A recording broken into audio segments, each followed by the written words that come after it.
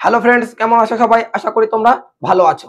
আজ আমি এই ক্লাসটির মাধ্যমে তোমাদেরকে পোস্ট গুপ্ত পিরিয়ড বা পরবর্তী গুপ্ত যুগ সম্পর্কে একটা ডিটেলসে ক্লাস করাবো। তাই যারা এই ক্লাসটি দেখবে, ক্লাসটিকে স্কিপ না করে প্রথম থেকে শেষ পর্যন্ত দেখো, তাহলে পরবর্তী গুপ্ত যুগ সম্পর্কে তোমাদের সমস্ত ধারণা ক্লিয়ার হয়ে যাবে। তাহলে চলো ক্লাসটি শুরু করি। আর ক্লাসটি শুরু করার আগে নমস্কার, আমি সৌরভ মণ্ডল, তোমাদের সকলকে স্বাগত জানাই সৌরভ মণ্ডল ক্লাসের ইউটিউব চ্যানেলে। তাহলে আমরা দেখতে পারি যে পরবর্তী গুপ্ত যুগ অর্থাৎ পোস্ট গুপ্ত পিরিয়ডে গুপ্তরা মূলত চারটি ভাগে বিভক্ত হয়ে পড়ে। এক, আমরা দেখতে পাই থানেশ্বরের পুষ্যবতী বংশ, 2 নম্বর কনৌজের মৌখরী বংশ, 3 নম্বরে বাংলার গৌর বংশ এবং 4 নম্বরে গুজরাটের বল্লভী বংশ। তাহলে এই চারটি রাজবংশের নাম আমি আরেকবার বলে দিই। থানেশ্বরের পুষ্যবতী বংশ, কনৌজের মৌখরী বংশ, 3 নম্বরে আমরা দেখতে পাই বাংলার গৌর বংশ এবং 4 নম্বরে গুজরাটের বল্লভী বংশ। যারা এই নামগুলো জানো না তারা খাতায় একটু নোট করে নাও, এই নামগুলি খুবই ইম্পর্টেন্ট। তাহলে আজ আমরা থানেশ্বরের পুষ্যবতী বংশ সম্পর্কে আলোচনা শুরু করি। আমরা দেখতে পাই যে প্রভাকর বর্ধনের হাত ধরে এই বর্ধন ডাইনেস্টির মূলত একটি শক্তিশালী রাজ্য পরিণত হয়। আর এই প্রভাকর বর্ধনই ছিলেন এই বর্ধন রাজবংশের মূলত 4 নম্বর রাজা। তাহলে আমি কি বললাম? প্রভাকর বর্ধনের হাত ধরেই এই বর্ধন রাজবংশ একটি শক্তিশালী রাজবংশে পরিণত হয়। আর এই প্রভাকর বর্ধনই ছিলেন এই রাজবংশের চতুর্থতম রাজা। আগের 3 জন রাজা সম্পর্কে তেমন কোনো তথ্য আমরা জানতে পারি না। আর এই প্রভাকর বর্ধন যে একজন শক্তিশালী রাজা ছিলেন তার উপাধি থেকে আমরা জানতে পারি, যেমন পরম ভট্টরক, মহারাজাধিরাজ, এই সকল উপাধি প্রমাণ করে যে তিনি একজন শক্তিশালী শাসক ছিলেন। আর মহাধীরাজ উপাধি যারা গ্রহণ করত তারা মূলত একজন শক্তিশালী রাজা, যারা বিভিন্ন রাজাকে পরাজিত করে নিজের রাজ্যটাকে একটু বেশি বিস্তার ঘটাতো, তারাই মূলত আমরা দেখতে পারি সেই সকল রাজাগণে মহারাজাধিরাজ উপাধি গ্রহণ করত। তেমনি এই প্রভাকর বর্ধন অর্থাৎ যিনি এই বর্ধন রাজবংশের চতুর্থতম শাসক, তিনিও এই মহারাজাধিরাজ এই উপাধিটি গ্রহণ করেছিলেন। আমি তোমাদেরকে প্রথমে একটু গল্পের ছলে বোঝানোর চেষ্টা করব, তারপরে আমরা লাইনগুলো তো পড়বই। তাহলে চলো শুরু করি। এই প্রভাকর বর্ধনের আবার 2টো পুত্র সন্তান এবং একটি কন্যা সন্তান ছিল। তাদের নাম কি আমি সেটাও বলে দিই। এই প্রভাকর বর্ধনের যিনি বড় সন্তান তার নাম ছিল রাজ্যবর্ধন এবং ছোট সন্তানের নাম ছিল কি হর্ষবর্ধন। আর এই হর্ষবর্ধনই হলো এই বংশের সব থেকে একজন উল্লেখযোগ্য শাসক। আর এই প্রভাকর বর্ধনের একজন কন্যা ছিলেন যার নাম ছিলেন রাজশ্রী। আর এই রাজশ্রী সঙ্গেই সেই সময়কালে তখন কৌনদের শাসক গ্রহবর্মা তিনি বিবাহ দিয়ে তিনি থানেশ্বর এবং কৌনদের মধ্যে একটি মৈত্রী সম্পর্ক গড়ে তুলেছিলেন। কেননা সেই সময়কালে কৌনদ একটি পাওয়ারফুল রাজ্যে পরিণত হয়েছিল। তাহলে আমি কি বললাম যে প্রভাকর বর্ধন যিনি ছিলেন এই বর্ধন রাজবংশের চতুর্থতম শাসক, তিনি সেই সময়কালে কৌনদের শাসক গ্রহবর্মার সঙ্গে তার কন্যা রাজশ্রীর বিবাহ দিয়ে তিনি 2 রাজ্যের মধ্যে একটি মৈত্রী সম্পর্ক গড়ে তুলেছিলেন। আর এই বর্ধন রাজবংশ মূলত 550 থেকে 647 এডি পর্যন্ত উত্তর ভারতে শাসনকারী একটি রাজবংশ। তাহলে আমি কি বললাম? 550 থেকে 647 এডি পর্যন্ত এই বর্ধন রাজবংশ উত্তর ভারতে রাজত্ব করে। আর এই বর্ধন রাজবংশের চতুর্থ শাসক যার হাত ধরেই এই রাজবংশের শক্তি স্থায়িত্ব বৃদ্ধি পেয়েছিল তার সময়কালটাও আমরা জানবো, 580 থেকে 605 এডি। তাহলে কি বললাম? 580 থেকে 605 এডি পর্যন্ত এই প্রভাকর বর্ধন তিনি সিংহাসনে বসেছিলেন। যখন 605 এডির পরে তার মৃত্যু ঘটে গেল, উত্তরাধিকার সূত্রে তার বড় পুত্র রাজ্যবর্ধন সিংহাসনে বসলো। আর রাজ্যবর্ধন যখন সিংহাসনে বসলো তখন থেকেই নানা ধরনের সমস্যার সূচনা হয়। তখন আমরা দেখতে পাই যে মালবের শাসক দেবগুপ্ত তখন এই কৌনদের শাসক গ্রহবর্মাকে আক্রমণ করে এবং তাকে হত্যা করে দেয়। কেননা এই দেবগুপ্ত এবং বাংলার গৌড়ের শাসক শশাঙ্ক তারা একসঙ্গে জোট বাঁধে এবং সেই সময়কার কৌনদের শাসক গ্রহবর্মাকে হত্যা করে দেয় কে? দেবগুপ্ত। তাহলে আমি আরেকবার লাইনটিকে তোমাকে ক্লিয়ার করে দিই যে বাংলার শাসক শশাঙ্ক এবং মালবের শাসক দেবগুপ্ত তখন তারা একসঙ্গে জোট বাঁধে এবং দেবগুপ্ত অর্থাৎ মালবের শাসক তিনি কৌনদের সেই সময়কার শাসক গ্রহবর্মাকে আক্রমণ করে হত্যা করে দেন। যখন হত্যা করে দেন তাহলে সেই কৌনদের সেই সময়কার সিংহাসন ফাঁকা থাকার কারণে এই শশাঙ্ক এবং দেবগুপ্ত সেখানকার রানী অর্থাৎ রাজশ্রীকে তিনি আটক করেন। এই কথা যখন রাজ্যবর্ধনের কানে পৌঁছালো, বোনের আটকের কথা জানতে পেরে রাজ্যবর্ধন তার প্রতিশোধ নেওয়ার জন্য তিনি যুদ্ধের অবতীর্ণ হন এবং তিনি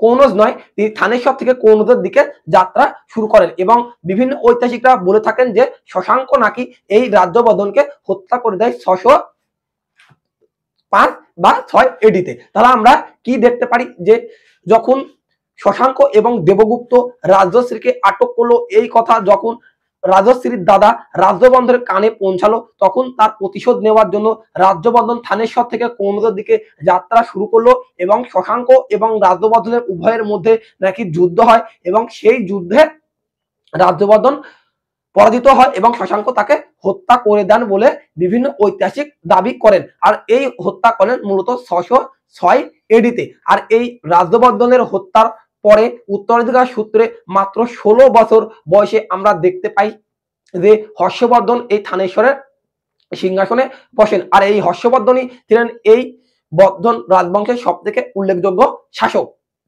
আর এই হর্ষবর্ধন থেকে আমাদের বিভিন্ন পরীক্ষাতে বেশি প্রশ্ন আসে, সেই কারণে আমরা এই বর্ধন বংশর সব থেকে উল্লেখযোগ্য শাসক হর্ষবর্ধন থেকে এবার আমরা গুরুত্বপূর্ণ যে সকল লাইন রয়েছে সেইগুলো আমরা আলোচনা করব। আর এই হর্ষবর্ধন মূলত 590 এডিতে থানেশ্বরে জন্মগ্রহণ করেছিলেন। তাহলে তোমরা সালটাকে মনে রাখবে যে হর্ষবর্ধন 590 এডিতে জন্মগ্রহণ করেছিলেন। কোথায়?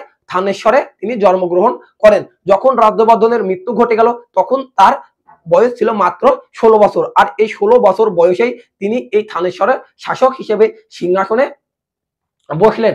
আর এই থানেশ্বরের আসনে বসার পরেই তিনি একটি উল্লেখযোগ্য কাজ করলেন, তিনি কনৌজ এবং থানেশ্বরকে তিনি যুক্ত করলেন। কেননা আমরা দেখতে পারি যে শশাঙ্ক যখন এবং দেবগুপ্ত মিলে সেখানকার শাসক গ্রহবর্মণকে হত্যা করে দেয়, তখন সেখানকার সম্রাট না থাকার কারণে সেটি সিংহাসন ফাঁকা থাকে।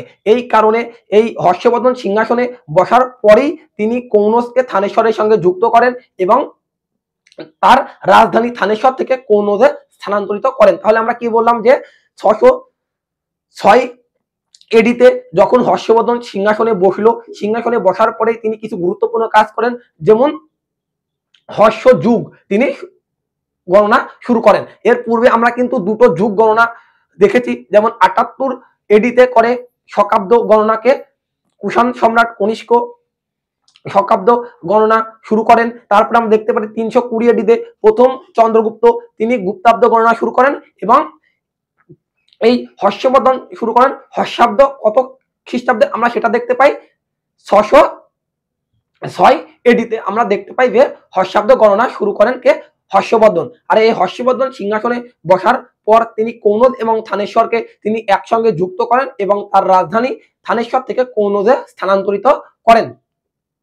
আর প্রথম জীবনে অর্থাৎ হর্ষবর্ধন প্রথম জীবনে একজন শৈব উপাসক থাকলেও পরবর্তীকালে তিনি বৌদ্ধ ধর্মে দীক্ষা নেন বলে আমরা জানতে পারি। আর তার রাজত্বকালে আমরা দেখতে পাই চীনা পর্যটক হিউয়েন সাং, এই লাইনটা খুবই ইম্পর্টেন্ট, তার রাজত্বকালে চীনা পর্যটক হিউয়েন সাং তিনি ভারতে আসেন। আর তিনি কত বছর ভারতে ছিলেন আমি সেটাও তোমাদের সালটা বলে দিই, 629 থেকে 644, অর্থাৎ তিনি 15 বছর ধরে তিনি ভারতে ছিলেন। আর তার লেখা বইয়ের নাম কি? সি ইউ কি। এই তিনটে লাইনই ইম্পর্টেন্ট যে হিউয়েন সাং কার রাজত্বকালে ভারতে আসেন, তারা বলবে তোমরা হর্ষবর্ধনের রাজত্বকালে হিউয়েন সাং ভারতে আসেন। আর তার সময়কাল 629 এডি থেকে 644 এডি, অর্থাৎ তিনি 15 বছর ভারতে ছিলেন এবং তিনি যে গ্রন্থ তার লেখা উল্লেখযোগ্য গ্রন্থ সি ইউ কি, এটি হলো তার লেখা একটি গুরুত্বপূর্ণ বই। আর এই হর্ষবর্ধন ছিলেন উত্তর ভারতের শেষ হিন্দু মহান শাসক, অর্থাৎ মুসলিম আক্রমণের পূর্বে তিনি ছিলেন ভারতের শেষ মহান রাজা। আর এই হর্ষবর্ধনের সম্পর্কে আমরা জানতে পারি কোথা থেকে? বাঁশখেড়া শিলালিপি থেকে আমরা এই হর্ষবর্ধনের সম্পর্কে জানতে পারি।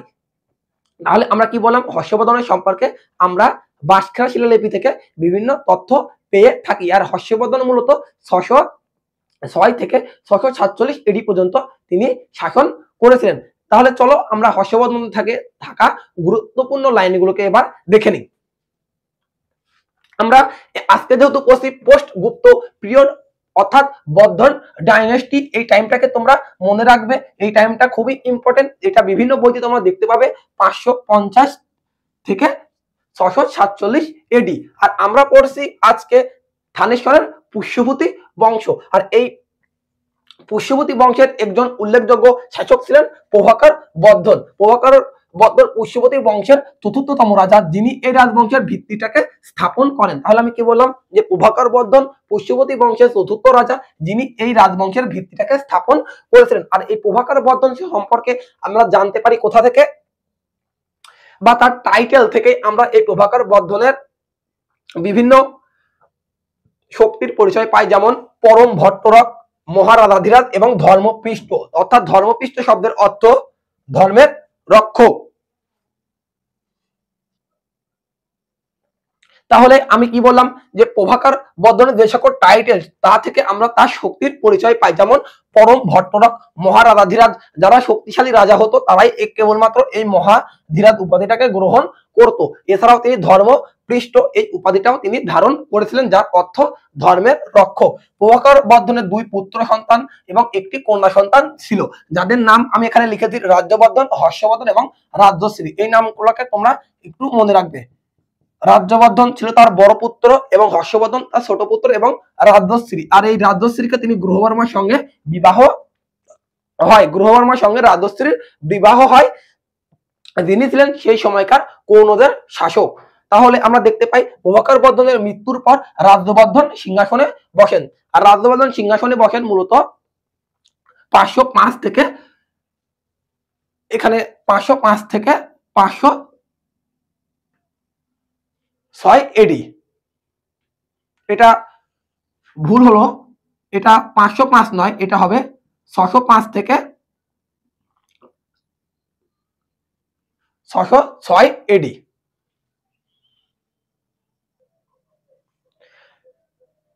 যেহেতু আমরা দেখতে পারি যে এই প্রভাকর বর্ধন তিনি রাজত্ব করেন 580 থেকে 605। সেই কারণে এই 605-এর পরে তখন এই প্রভাকর বর্ধনের পরবর্তীকালে রাজ্যবর্ধন সিংহাসনে বসেন 605 থেকে 606 পর্যন্ত তিনি রাজত্ব করেন। এবং তার পরবর্তীকালে সিংহাসনে বসেন কে? হর্ষবর্ধন, যিনি ছিলেন এই রাজবংশের সব থেকে উল্লেখযোগ্য শাসক। এই হর্ষবর্ধন আবার শিলাদিত্য নামেও পরিচিত। এই নামটা খুবই ইম্পর্টেন্ট, তোমরা সচরাচর যে কোনো বইতে দেখতে পাবে না। এটা একটু যারা একটু ডিটেলসে পড়ে সেই সকল বইগুলোতে তোমরা দেখতে পাবে। হর্ষবর্ধন যিনি শিলাদিত্য নামেও পরিচিত ছিলেন, আর তার রাজত্বকাল 606 থেকে 647 এডি। আর তিনি সিংহাসনে বসার পর তিনি হর্ষ যুগ গণনা শুরু করেন 606 এডিতে। তাহলে এই কটা লাইন খুবই গুরুত্বপূর্ণ, যে তিনি শিলাদিত্য নামে পরিচিত ছিলেন, তার সময়কাল 606 থেকে 647 এডি, এবং তিনি সিংহাসনে বসার পর 606 এডিতে হর্ষ এরা বা হর্ষাব্দ যুগ গণনা শুরু করেন। আর তিনি জন্মগ্রহণ করেছিলেন কোথায় আমি সেটা বলে দিলাম তোমাদের, 590 এডিতে থানেশ্বর, যেটি রয়েছে কোথায়? বর্তমানে হরিয়ানাতে। তাহলে আমরা দেখতে পাই 590 এডিতে তিনি জন্মগ্রহণ করেন থানেশ্বর, যেটি রয়েছে হরিয়ানাতে। আর হর্ষবর্ধন ছিলেন উত্তর ভারতের শেষ হিন্দু মহান শাসক। তার একটি মেয়ে এবং 2টো সন্তান ছিল বলে আমরা জানতে পারি। হর্ষবর্ধন প্রথম জীবনে শিবের উপাসক হলেও পরে তিনি মহাযান বৌদ্ধ ধর্ম গ্রহণ করেন। আর হর্ষবর্ধন মাত্র 16 বছর বয়সে অর্থাৎ 606 এডিতে থানেশ্বরের সিংহাসন আহরণ করেন। যেটা আমি তোমাদেরকে বললাম, হর্ষবর্ধন থানেশ্বর এবং কনৌজকে একত্রিত করার পরে তার রাজধানী কনৌজে তিনি স্থানান্তর করেন। আর তার সময়কালে চীনা পর্যটক হিউয়েন সাং তিনি ভারতে আসেন। তোমার সালটা মনে রাখবে, 629 থেকে 644 এডি, যাকে আমরা ভ্রমণকারীর যুবরাজ বলেও চিহ্নিত করে থাকি। তাহলে আমি কি বললাম, চীনা পর্যটক হিউয়েন সাং তিনি ভারতে আসেন 629 থেকে 644 এডি পর্যন্ত তিনি ভারতে ছিলেন, যাকে আমরা ভ্রমণকারী যুবরাজ বলে চিহ্নিত করে থাকি। আর তার সম্পর্কে আমরা জানতে পারি কোথা থেকে, অর্থাৎ এই হর্ষবর্ধন থেকে আমরা জানি কোথা থেকে, বাঁশখেড়া, মধুবনী এবং নন্দলা শিলালিপি থেকে আমরা হর্ষবর্ধন সম্পর্কে জানতে পারি। তার মধ্যে এই বাঁশখেড়া শিলালিপিটা খুবই ইম্পর্টেন্ট। বাঁশখেড়া শিলালিপি, মধুবনী এবং নলন্দাশীল শিলালিপি থেকে আমরা এই হর্ষবর্ধন সম্পর্কে জানতে পারি। তাহলে আমি কি বললাম যে এই যে বর্ধন ডাইনেস্টি সব থেকে গুরুত্বপূর্ণ শাসক যে হর্ষবর্ধন, তার সম্পর্কে আমরা জানতে পারি বাঁশখেরা, মধুবনী এবং নন্দলাশিল শিলালিপি থেকে আমরা তার কথা জানতে পারি। আর তার সময়কাল 606 থেকে 647 এডি।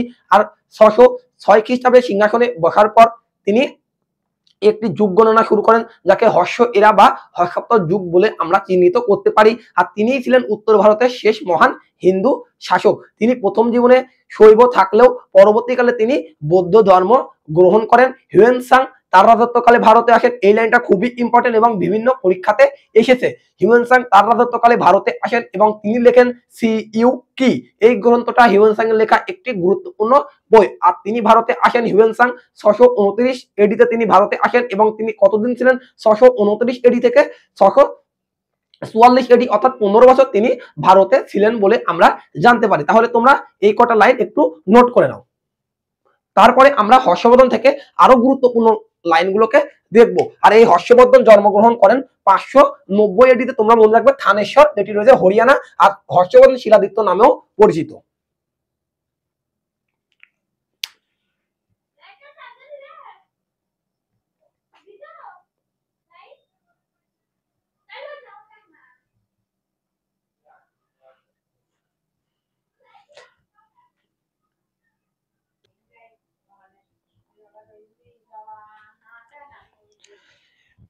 এইবার আমরা হর্ষবর্ধন থেকে আরো কয়েকটি গুরুত্বপূর্ণ লাইন, যেগুলো আমাদের না জানলেই নয়, সেগুলো আমরা আলোচনা করব।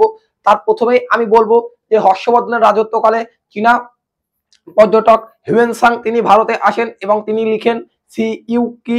এই গ্রন্থটি বিশেষভাবে গুরুত্বপূর্ণ। আর তিনি 629 থেকে 644 এডি পর্যন্ত তিনি ভারতেই ছিলেন বলে আমরা জানতে পারি। আর এই হর্ষবর্ধন একজন শিল্প সংস্কৃতির মহান বা একজন উল্লেখযোগ্য পৃষ্ঠপোষক ছিলেন, কেননা তিনিও একজন শিল্পীদের মতো বিভিন্ন তিনি গ্রন্থ রচনা করেছিলেন। যেমন আমরা দেখতে পারি প্রিয়দর্শনী, নাগানন্দ।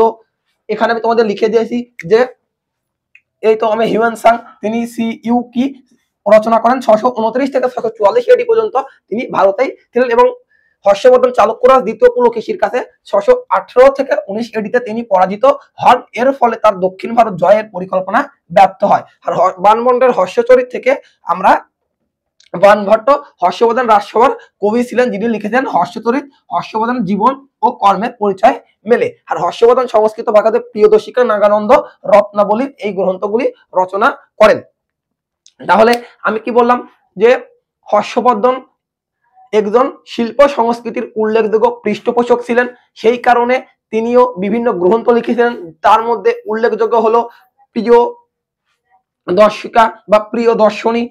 আমি এটা দেখলাম প্রিয়দর্শিকা বা প্রিয়দর্শনী, এই গ্রন্থটি বিশেষভাবে উল্লেখযোগ্য। তাহলে হর্ষবর্ধন লিখেছেন প্রিয়দর্শনী, রত্নাবলী, নাগানন্দ। এই তিনটি বই খুবই গুরুত্বপূর্ণ, তোমরা নামগুলোকে মনে রাখবে। তাহলে আমি কি বললাম যে হর্ষবর্ধন একজন শিল্প সংস্কৃতির মহান পৃষ্ঠপোষক ছিলেন। তিনি বিভিন্ন গ্রন্থ লিখেছেন, যার মধ্যে উল্লেখযোগ্য হলো কি প্রিয় দর্শনী, নাগানন্দ এবং রত্নাবলী। আর হর্ষবর্ধন যেহেতু উত্তর ভারতের রাজা ছিলেন, সেই কারণে তিনি দক্ষিণ ভারত জয়ের স্বপ্ন দেখেছিলেন। কিন্তু তিনি যখন দক্ষিণ ভারতের অভিমুখে যাত্রা করেন, সেই সময়কালে দক্ষিণে দ্বিতীয় পুলকেশী রাজত্ব করছিল। তাহলে আমি কি বললাম যে হর্ষবর্ধন যখন দক্ষিণ অর্থাৎ নিচের দিকে অর্থাৎ ভারতের ম্যাপে তোমরা লক্ষ্য করো নিচের দিকে রাজত্ব করছিল, তখন হর্ষবর্ধন দক্ষিণ ভারতে যাত্রা করেন এবং সেই সময়কালে দ্বিতীয় পুলকেশী তিনি রাজত্ব করছিলেন। এবং দ্বিতীয় পুলকেশী এবং হর্ষবর্ধনের যুদ্ধ হয় এবং হর্ষবর্ধন পরাজিত হয়। এর ফলে তার দক্ষিণ ভারত জয়ের স্বপ্ন চিরতরে ব্যর্থ হয়।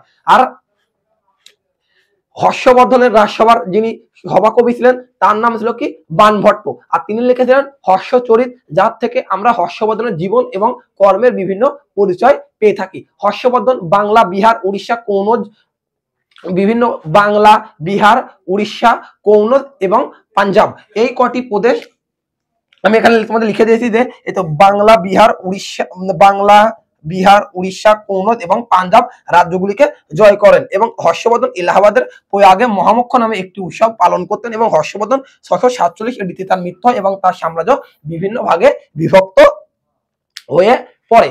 তাহলে আমি আরেকবার তোমাদের ফিনিশিং লাইনগুলো বলে দিই। হর্ষবর্ধন 606 এডিতে তিনি সিংহাসনে বসেন এবং 647 এডি পর্যন্ত তিনি রাজত্ব করেন। হর্ষবর্ধন বিবাহ হয় দুর্গাবতীর সঙ্গে এবং তাদের দুটো পুত্র এবং একটি কন্যা সন্তান ছিল বলে আমরা জানতে পারি। হর্ষবর্ধন যখন উত্তর ভারতের রাজা ছিলেন, তিনি দক্ষিণ ভারতে তিনি রাজ্য জয় করার স্বপ্ন দেখেছিলেন। তিনি যখন দক্ষিণ ভারতে অর্থাৎ ভারতের ম্যাপের নিচের দিকে তোমরা দেখতে পাবে যে যখন তিনি যাত্রা বা অভিমুখ করেছিলেন তখন দক্ষিণ ভারতে রাজত্ব করেছিলেন কে? দ্বিতীয় পুলকেশী। তিনি দ্বিতীয় পুলকেশীর কাছে হর্ষবর্ধন পরাজিত হয় এবং তার দক্ষিণ ভারত জয়ের স্বপ্ন চিরতরে মুছে যায় এবং তার রাজত্বকালে হিউয়েন সাং ভারতে আসেন এবং তিনি লেখেন সিইউকি। তিনি ভারতে এসেছিলেন 629 এডিতে এবং কোন সাল পর্যন্ত ভারতে ছিলেন? 644 এডি পর্যন্ত। আর এই হর্ষবর্ধন শিল্প সংস্কৃতির একজন উল্লেখযোগ্য পৃষ্ঠপোষক ছিলেন। তিনি লেখেন প্রিয়দর্শিকা, নাগানন্দ এবং রত্নাবলী বইগুলি রচনা করেন। তার রাজসভার কবি ছিল কে? হরি বাণভট্ট। তিনি লিখেছেন হর্ষচরিত, যা থেকে আমরা হর্ষবর্ধনের জীবনী সম্পর্কে জানতে পারি। আর হর্ষবর্ধন বাংলা, বিহার, উড়িষ্যা, কনৌজ এবং পাঞ্জাব তিনি জয় করেছিলেন এবং 647 এডিতে হর্ষবর্ধনের মৃত্যু হয়। এরপরে তার রাজ্যগুলি বিভিন্ন ভাগে বিভক্ত হয়ে পড়ে। এই ছিল হর্ষবর্ধন থেকে পুরো গুরুত্বপূর্ণ লাইনগুলি। তোমাদের কেমন লাগলো ক্লাসটি কমেন্টে জানিও। আর যদি ভালো লাগে একটি লাইক করতে ভুলো না, আর ক্লাসটি বন্ধুদের মধ্যে শেয়ার করে দাও। আর যারা আমার চ্যানেলে নতুন, চ্যানেলটিকে এখনই ঝটপট সাবস্ক্রাইব করে রাখো। আর এরকম প্রতিনিয়ত ভিডিও পাওয়ার জন্য আমাদের চ্যানেলের সঙ্গে যুক্ত হয়ে যাও। নমস্কার জানিয়ে আজকের ক্লাসটি আমি এখানেই শেষ করছি। দেখা হবে তোমাদের সঙ্গে আবারও নেক্সট ক্লাসে।